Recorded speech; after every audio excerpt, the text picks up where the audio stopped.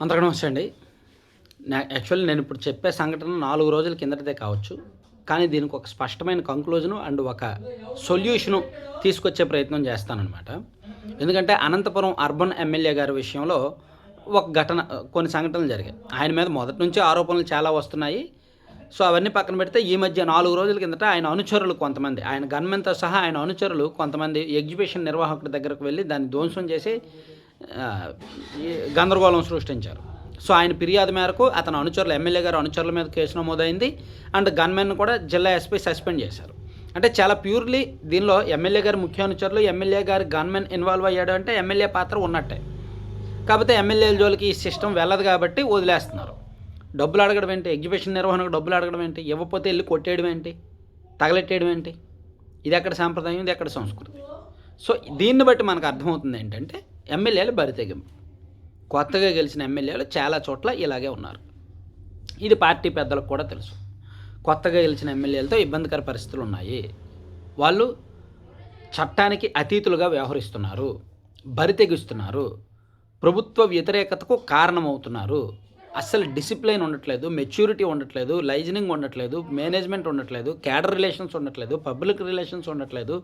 మేము ఒక 40 పెట్టాం, మాకు 50 సంపాదించాలి. మేము 50 పెట్టాం, మేము 70 సంపాదించాలి. మేము 70 పెట్టాం, మేము 150 సంపాదించాలి అనే ధ్యాసలోనే ఉన్నారు. దీనికి అడ్డదారులన్నీ వెతుక్కుంటున్నారు. కొన్ని చోట వనరులు ఉన్నాయి. కొన్ని చోట్ల గ్రానైటో, ఇసుక ఏదో ఒక వనరులు ఉన్నాయి. వనరులు ఏమీ లేని చోట ఏదో మద్యం షాపులు అన్ని నియోజకవర్గాల్లో ఉంటాయి. రేషన్ బియ్యం ఉంటాయి కాబట్టి నెల నెల మినిమం ఒక 50 లక్షల నుంచి ₹1,00,00,000 సంపాదిస్తున్న ఎమ్మెల్యేలు ఉన్నారు. 5 కోట్లు సంపాదిస్తున్న ఎమ్మెల్యేలు కూడా ఉన్నారు. ఇలా జరుగుతోంది కదా! అయితే దీనికి సొల్యూషన్ ఏంటి? మరి వీళ్ళు ఇలాగే ఉంటే 15 ఏళ్ళు కూటమి ప్రభుత్వం ఎలా అధికారంలో ఉంటది? పవన్ కళ్యాణ్ గారు పదే పదే చెప్తున్నారు. లోకేష్ గారు, చంద్రబాబు గారు పదే పదే చెప్తున్నారు. 15 ఏళ్ళు అధికారంలో ఉండాలి, రాష్ట్రాన్ని గాడిలో పెట్టడానికని. మరి వీళ్ళతో 15 ఏళ్ళు ఉండగలరా? ఉండలేరు. ఇంపాసిబుల్. ఇటువంటి ఎమ్మెల్యేలతో 15 ఏళ్ళు అధికారంలో కొనసాగడం కష్టం. ఇటువంటి ఎమ్మెల్యేలు చేతి వేళ్ళ మీద లెక్కపెట్టే టైప్ కాదు. భారీ సంఖ్యలో ఉన్నారు. మొదటిసారి గెలిచిన వాళ్ళు 84 మంది ఉంటే అందులో ఈజీగా 35, 40 మంది బాగా వ్యతిరేకత తెచ్చేసుకున్నారు.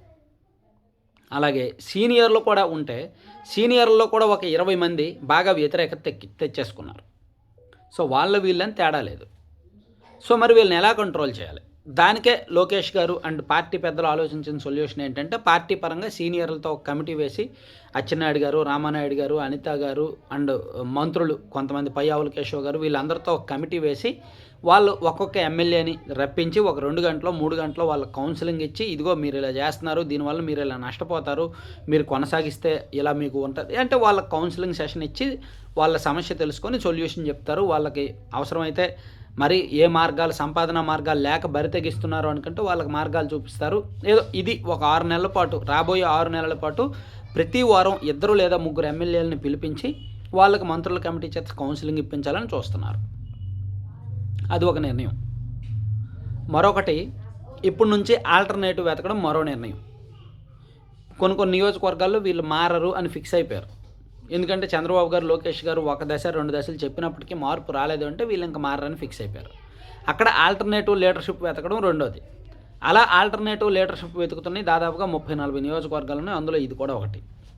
జరుగుతోంది, ఇప్పుడు ఆల్రెడీ ఇంటర్నల్గా జరుగుతోంది.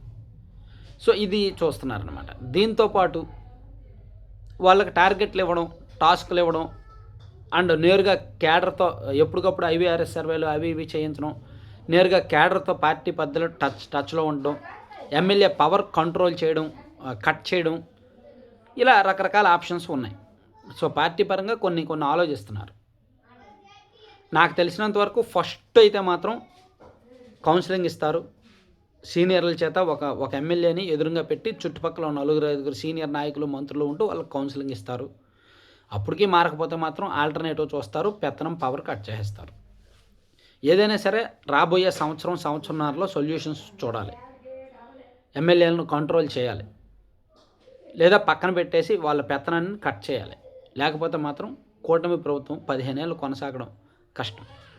వచ్చే ఎన్నికల్లో వీళ్ళు ఎంత మంచి పని చేసినా, ఎన్ని సంక్షేమ పథకాలు ఇచ్చినా, మీరు రాజధాని కట్టేసినా, పోలవరం కట్టేసినా, ఏం చేసినా నియోజకవర్గ స్థాయిలో ఎమ్మెల్యేల మీద ఉన్న వ్యతిరేకత ఖచ్చితంగా ఎన్నికల్లో ప్రభావితం చూపిస్తుంది. సో, అది కొంచెం చూసుకోవాలి. ఆ విషయంలో ఆల్రెడీ కూటమి పెద్దలైతే మాత్రం ఈ విషయంలో కాస్త ప్రాక్టికల్‌గానే ఉన్నారు అని అంటున్నారు. Thank you.